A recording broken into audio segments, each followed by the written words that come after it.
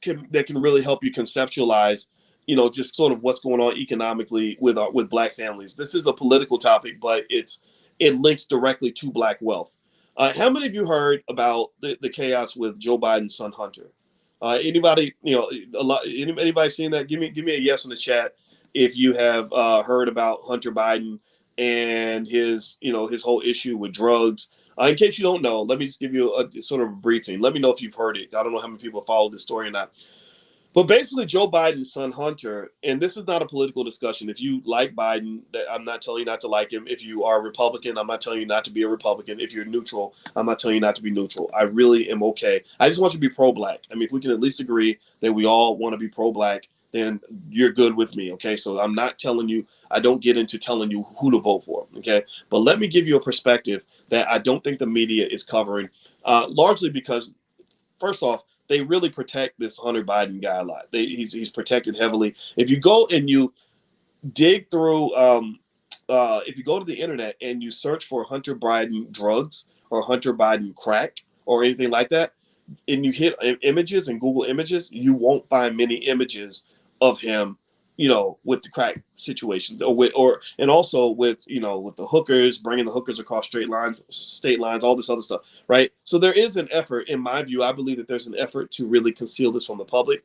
It's become very difficult because I guess there's a platform called 4chan where they released a bunch of videos of him with drugs and hookers and weighing, large amounts of crack cocaine and stuff like that. And so what happened was people, first of all, people were kind of just saying, wow, look at this. The president should be really embarrassed. This is crazy. But then some people went deeper. Some of you went deeper and connected the dots on this, which was that Joe Biden, ironically, was the guy who spearheaded some of the most draconian legislation in history during the so-called war on drugs. If you know the history of this, now mind you, I'm getting back to a Black wealth conversation. I promise you, this goes right to Black wealth. You probably can see it already, but if you can't, I'm gonna connect it. I promise you.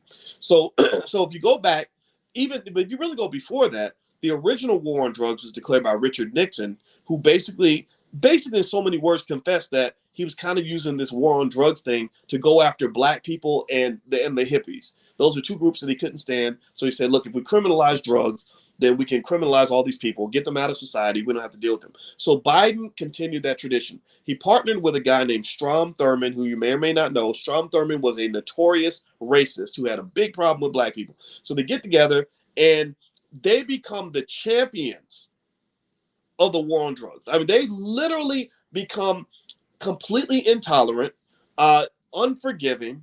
There's a speech where Biden is literally saying, if you have this much crack in my hand, enough to hold a quarter or something like that, he said something like that. He said, you will get no less than 5 years in prison. So it's like, he said, basically, if you have one little rock, you get 5 years in prison. Then he says, this is where the wealth part comes in. Then he says, and the government has the right to seize everything you own. Now I'm gonna ask y'all a question, so we can really drill this home and understand why this is so significant. How many of you, give me a yes or no in the chat, how many of you have a relative who has been incarcerated over drugs? Give me a yes or no. If you've had at least one relative, a cousin, a sibling, a parent, a child, anybody incarcerated over drugs. 2, give me a yes in the chat if you have had a relative get hooked on drugs. Because remember, there's the whole story about the CIA bringing crack cocaine into LA. That's not a myth. That was all proven, right? They dropped it in Black neighborhoods because they dismantled families, all this other stuff. Crack was the first drug that was able to break the impenetrable bond between mother and child. That's how powerful this drug was. It was crazy. How many of you, yes or no, how many of you have had a relative get killed over drugs or die from a drug overdose? Right? Either get shot in a drug deal or get hit by a stray bullet or die from an overdose. Yes or no?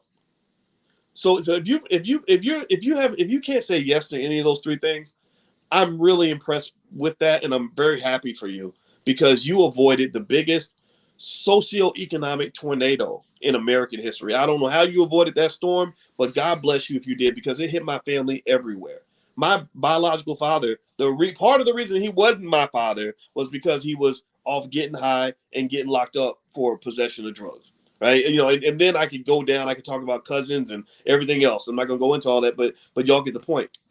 So Joe Biden, the guy whose son is known for smoking crack and hookers and everything else, was literally the guy who said that anybody caught with even a small amount of crack should get many, many years in prison. Some of these guys got so much time in prison that they're still locked up to this day.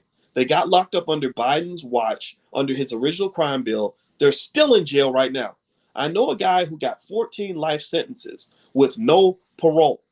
And they didn't just lock him up, they locked up his sister, they locked up his brother, they locked up his mother. This was genocide. They genocidally wiped out an entire generation of the family. So his son died, selling drugs on the same corner that his father used to hang out on 20 years earlier. So this is the greatest destabilizer of black families in American history, or other than slavery. Now, let me connect this to wealth directly so you can understand what I'm saying. You've heard me on many occasions explain in 1,000 different ways that family is one of the leading factors when it comes to building wealth. People that have a wealth related culture in their family and can work together as a family and have a stable family are probably 10, 15 times more likely to have wealth than somebody who has a broken family where there's nothing but trauma and instability, no daddy in the house, everybody's scattered in every single direction, no wealth, no nothing. That's the first thing. So the destabilization of black families alone from the war on drugs led by Joe Biden, whose son is now a crackhead, literally probably cost the black community $2 or $3 trillion in a generation. But I'm not done. I am not done.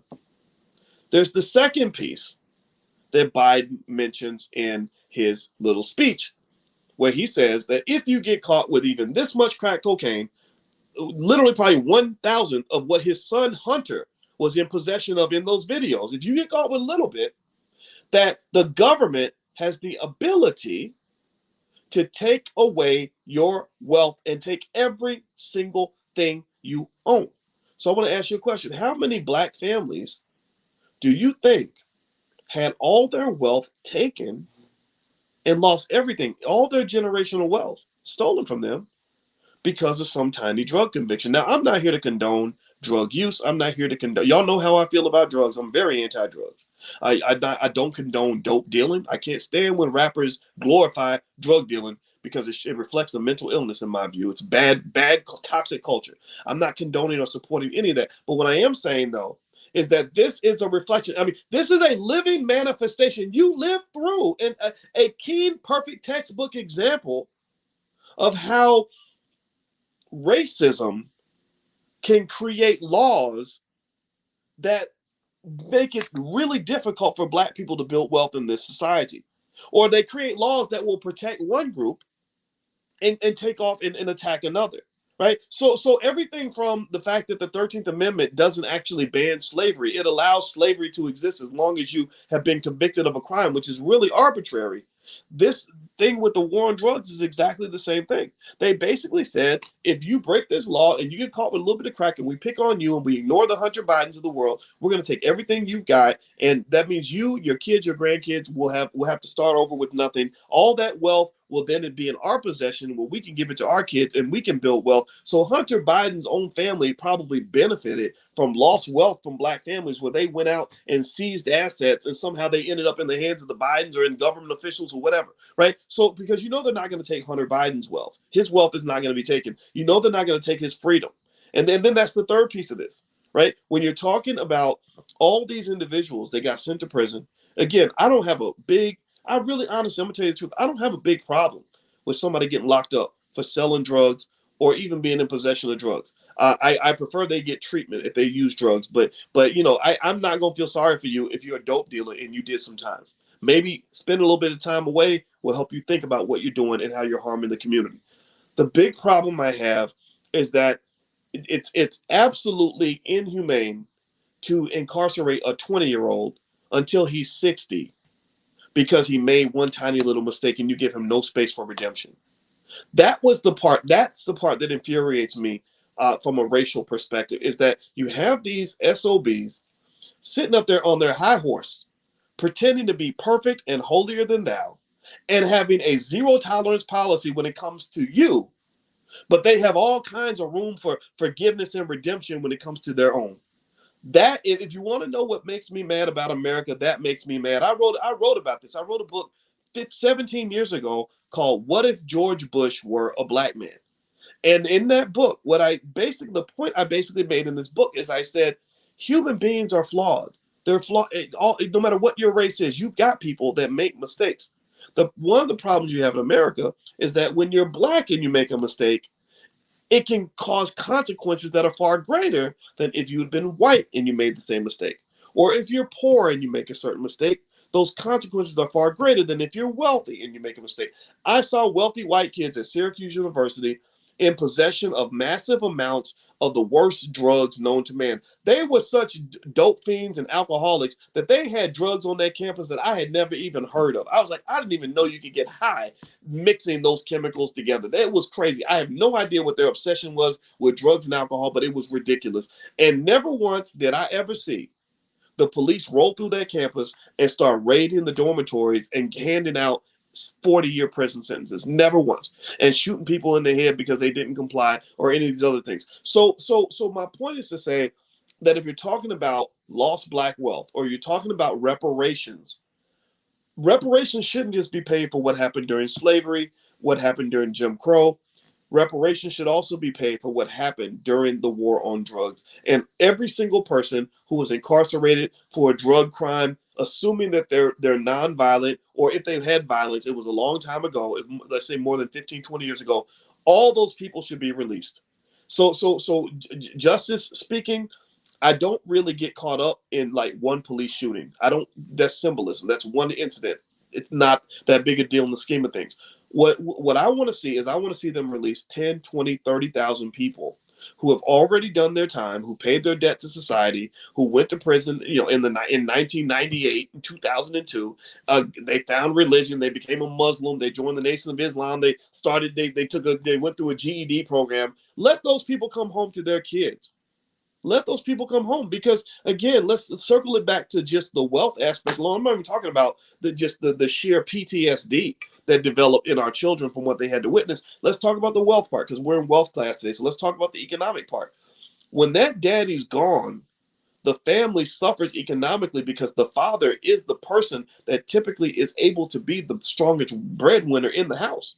So you've taken away their protection, you've taken away their economic security, you've taken away so many things from these poor children, and nobody's talking about getting that back. So I'm saying let their daddies come home. That's my point.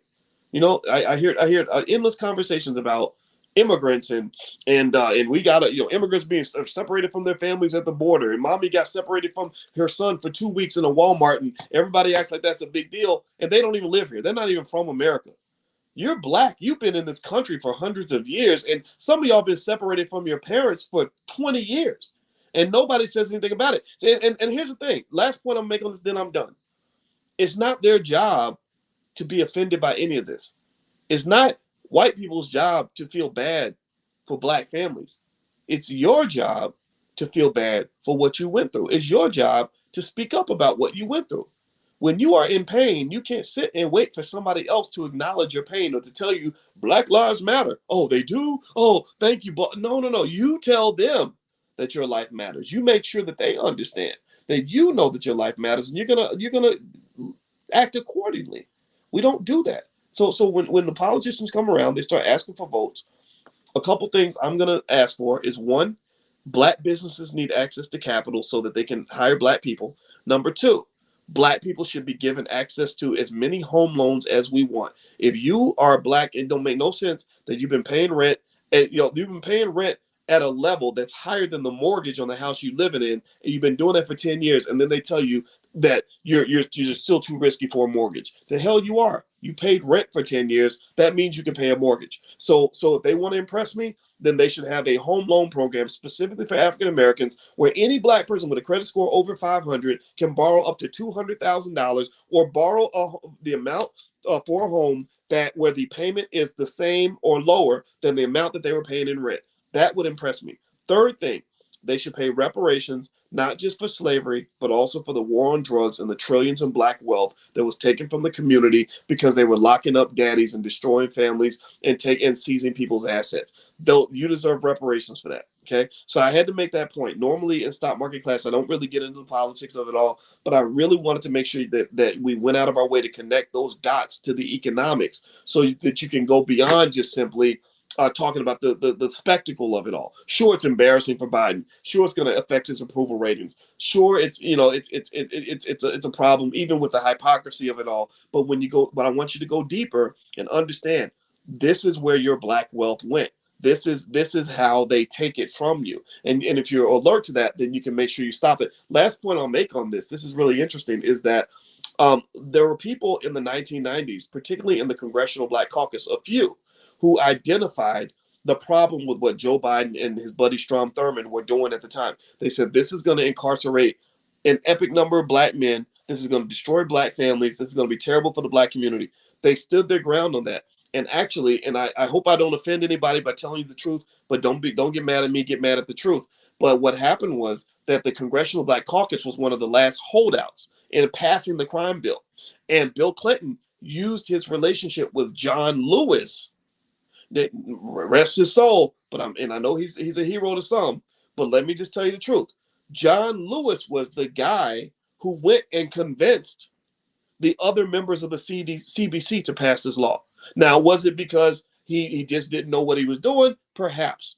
But really, at the end of the day, I think one of the other problems that you have as black people is that sometimes the people you think are your friends are really your enemies. The people you think are your enemies might actually be your friends. Or maybe you just don't have any friends, and maybe we need to be friends to each other, because that's the only way we can get out of this nonsense. All right. So anyway, that was my 2 cents on here. I'm going to answer some more questions in the chat, in the Q&A section before we bounce out. And of course, we meet next week for class, Tuesday at 11 a.m. Eastern. And also, don't forget, if you want to join the stock options class on Thursday, just go to boycewatkins.com. You'll see it right there at the top. And in addition to that, if you want to see us in Atlanta and hang out with us, just on a more social tip, you can go to boyceandalicia.com. That's where we're doing the speed dating thing in Atlanta on July 22nd. And then we're having the Black Wealth Builders Summit in Detroit on July 29th. So if you live in Detroit, you can all find all of this at boycewatkins.com. So feel free to go to my website. All right, guys. So let me